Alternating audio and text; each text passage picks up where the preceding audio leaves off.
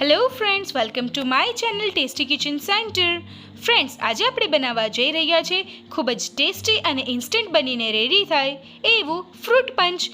અહીં ફ્રૂટ પંચ બનાવવા માટે આપણે લીધું છે હાફ બનાના, જેને નાના પીસીસમાં કટ કર્યા છે.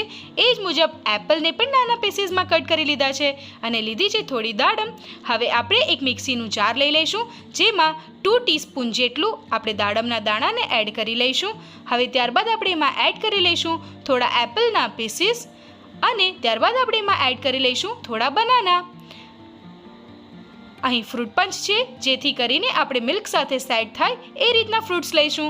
ત્યારબાદ આપણે એમાં એડ કરી લઈશું 1 સ્કૂપ વેનીલા.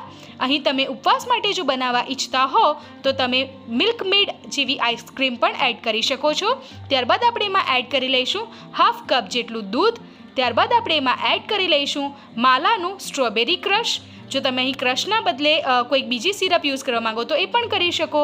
ત્યારબાદ આપણે એને ચિલ્ડ કરવા માટે 3 to 4 આઈસ ક્યુબ નાખીને સરસ રીતે ચર્ન કરી લઈશું.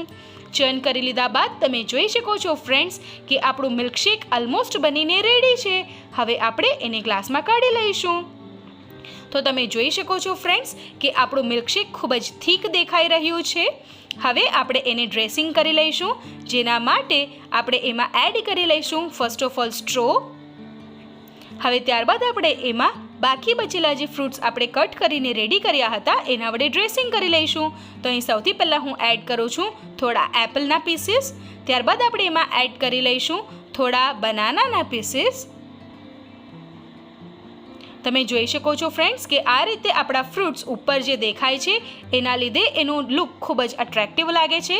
હવે ત્યારબાદ આની ઉપર ગાર્નિશ કરી લઈશું થોડા દાડમના દાણા.